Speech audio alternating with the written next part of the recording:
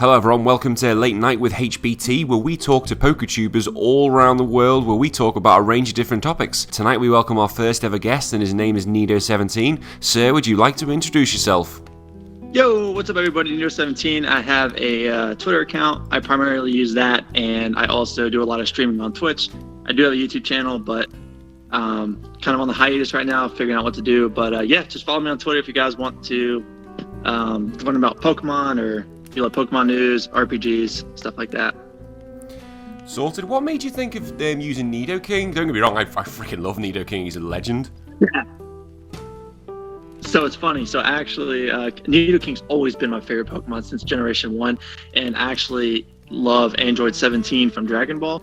So I just kind of combined the two. And okay, I see how you've done it. Yeah, good mix. Yeah. I was like, how do I make my name around Nidoking to where it doesn't sound weird? I'll just flip it. Yeah. But because I remember I've been playing since Generation 1, and seeing Nidoking, remember back in the day when you evolved, it was like, oh, that looks amazing. But then I saw it on Pokemon Stadium and I was like, ugh, it's terrible. Yeah, unfortunately, his model got a lot worse as his Pokemon's graphics got better, like in X and Y and Sun and Moon and stuff. I don't like the way that he looks like he's super hunched over. Yeah, it's like he's got like a disease or something. Like his body's like, fuck it, I'm just gonna crawl over like a hunchback. Yeah, it's like he's got spinal stenosis or something, and he's like, he can't stand up. He looks so threatening on like the red and blue sprite. He looks amazing, but then he just looks terrible after that. Yeah, in Gen 1, man, like his original sprite, his OG sprite, he's just like, yo, I'm here to fuck shit up. Whoops, exactly. Am I allowed to say that? Yeah, honestly, on this channel you can say what the fuck you want, mate. There's no beeping. YouTube allowed this sort of stuff, so it's fine. So game on. Fuck yeah. But anyways, so yeah, the Gen 1 sprite was definitely the best, always has been the best. So. Well, do you think, the main question, because the reason I wanted to get you on so early and get this out before Sword and Shield released is because you are a big advocate of getting Nidoking into Sword and Shield, but as of yet, it's not been confirmed. Let's do it. What do we got to do? I want Totodile and I want Weedling. They're my two, but I don't know if that's going to happen either.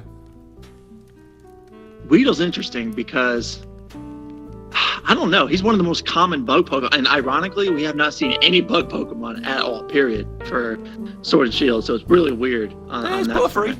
Other than Butterfree. Yeah. Of course, we've seen Butterfree, but anything new, though, and I think we've seen, not Charjabug. Maybe was it Charjabug? I don't know. We did. Charjabug was in. So there's barely anything. I agree. Like, there's still so much. It's been like very tight-lipped, and I think this is what I wanted to get onto because, I've been following you on Twitter quite a lot, and you are a massive advocate of Sword and Shield and the hate that's kind of been going on, really. Yeah, because I think a lot of it is it's not that I have a problem with the way people are voicing their displeasure, or that they're voicing displeasure. I have absolutely no issue with that. I think what frustrates me is I just think it comes from a misunderstanding of what Game Freak's doing and why they're doing it. And also what hurt Game Freak is the reasoning they gave, unfortunately, in a lot of people's mind, has not been justified or explained enough to the point where people can satisfactorily say, okay, that makes sense. So what I've been trying to do is kind of explain to people why they've made the decisions they made, and understanding the business part of it, understanding the development time that the team had, and just a variety of different things. And I just think a lot of the negativity with Game Freak comes simply from really misunderstanding the entire concept. They are a business, they're game developers, they're human, first and foremost, and they're not going to make everybody happy, but they have to take a direction. You can't please everyone, can't you? You can't. It's impossible. So I think them standing by their decision to cut the national dex is going to be something down the road we look back and say, you know what? I'm glad that they did that, because I think the features we're going to get with each game that's made on the Switch moving forward is going to be well worth the fact that we don't have 1K plus Pokemon. Because you got to remember, when Gen 9 comes out, 4 years from now, or whatever the case is, we're gonna have over 1,000 Pokemon at that. Yeah, which is madness. Yeah. Which, when you think about it, when we started back in the day, 1,000 Pokemon, that's insane. And people argue, oh well, yeah, it's dead easy to make these models, but I was like, that's 1,000 models. It's like, can you imagine trying to put every single one of them in the game? It'd be an absolute nightmare.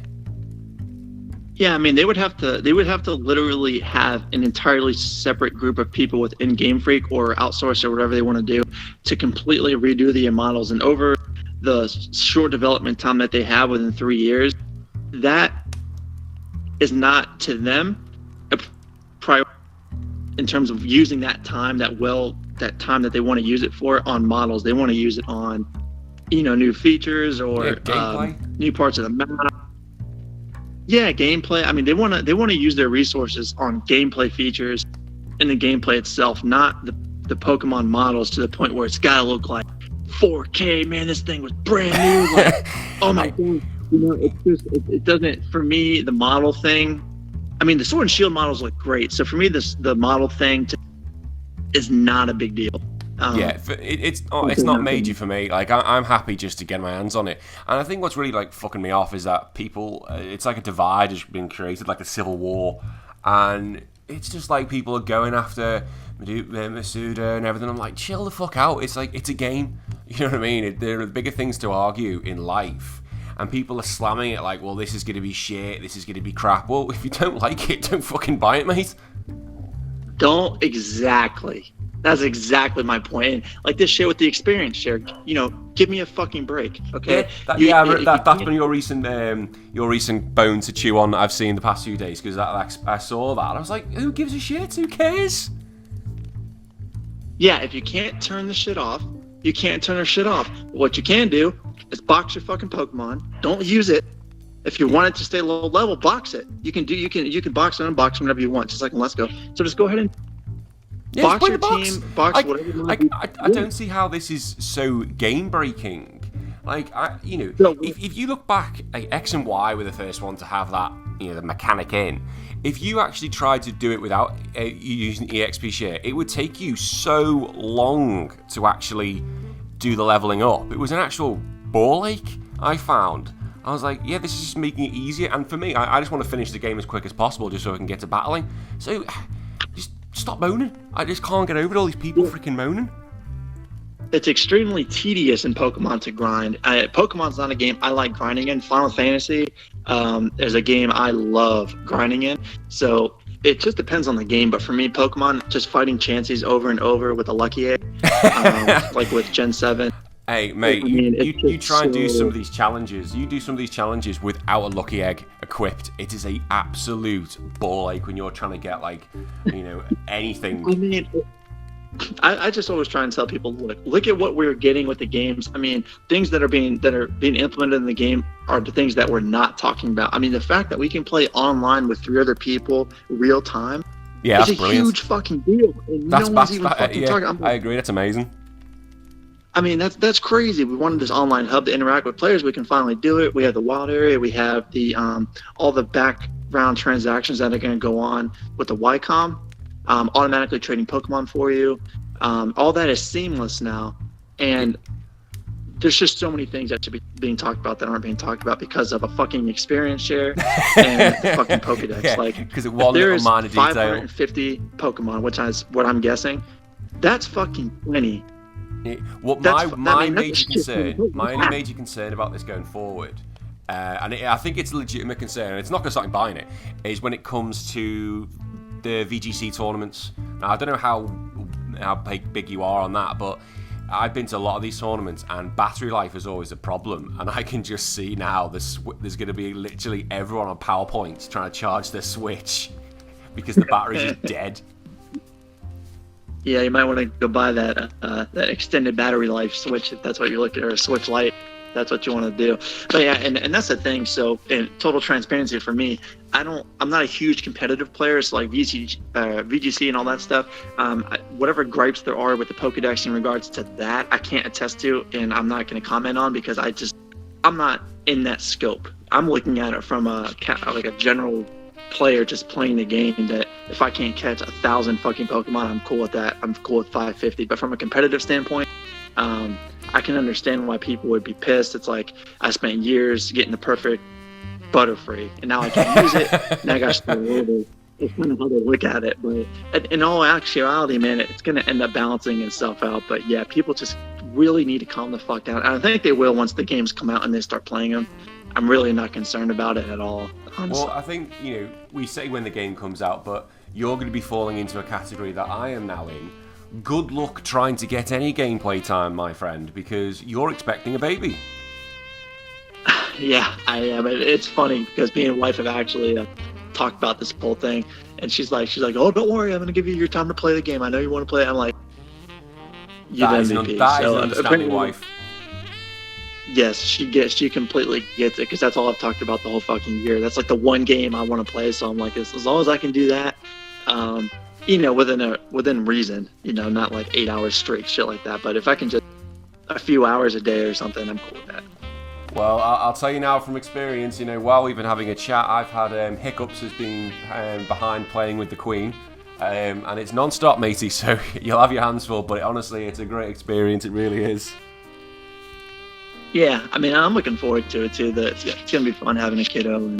I suppose, for your channel, going forward, what's the future? What do you have? Do you have any new plans coming forward? Yeah, for YouTube, I actually do have some plans. Because I'm going to be streaming a lot, what I'm going to be doing is downloading my streams, uploading those to YouTube so those that are subscribed to me on YouTube can view it. And then I'm also going to be doing a massive review of Pokemon Sword and Shield once it's done. And I'll be separating those into parts. And then kind of looking to do some, hey, did you know about this in Sword and Shield? Like, hey, I found this. Maybe just like gameplay ideas or, just things like that, informational type bits. Nothing like Let's Plays or anything like that. Although I am going to be uploading my gameplay to YouTube, just not in the Let's Play format. Yeah, that's a fair way of doing it, because I think we're going to be pretty swamped with Let's Play. I think everybody's going to get onto that. But now I think it's going to be exciting, and I think that's a good way of doing it, little extra bits, because, you see people do HM videos, like, where's this location? They always seem to do really well, and I think just little snippets would be quite interesting, rather than, as you say, a Let's Play format. Yeah, no, I was thinking about even uploading my highlights to YouTube, just like really fun moments that I have from my stream. Clipping that and then uploading it to YouTube, and then maybe making a highlight series. That's something I've considered doing too, because I'm gonna get thrown under the bus if I try to do a Let's Play. I'm just not gonna get the audience, So for me, utilization of time would be much more useful. While I'm already streaming and taking from the stream what I can do with that, given time management and stuff like that. So that's kind of what I'm looking to do. Well, that's fantastic, and honestly, I can't wait to see it, because, I've been following you guys, and obviously I've been in the little crew with you lot, Curse Shooter and a few others, since the past year, so I'll be looking forward to it. But Nido, I want to say thank you very much for joining me today. I'm going to kick you out of my house, and I look forward to all the future content, and I wish you and your wife all the best on your little one coming. Well, that's kind of a dick move, kicking me out of your house. I've been in Australia 5 minutes and I'm already getting kicked out. What kind of shit is this? Well, I've got things to drink, so get out on it. Get out. Fuck off. It better be something good. That's all I got to say. But yeah, hey, thanks for having me. I appreciate it. It was fun talking. If you ever want to do anything in the future, man, just let me know and I'll be sure to do the same. Sorted. Thanks, Nido. Well, I wish you all the best, and get out of my house, you twat. All right, fuck off. Really grateful for Nido being my first guest, and make sure everybody follow him on Twitch, YouTube and Twitter, and his links will be in the description below. I'm going to try and make these videos every 2-3 weeks, so if there's anyone you think I should be interviewing, please let me know in the comments below, and make sure you subscribe for more content. Until next time, everybody, I'll see you later. Bye bye.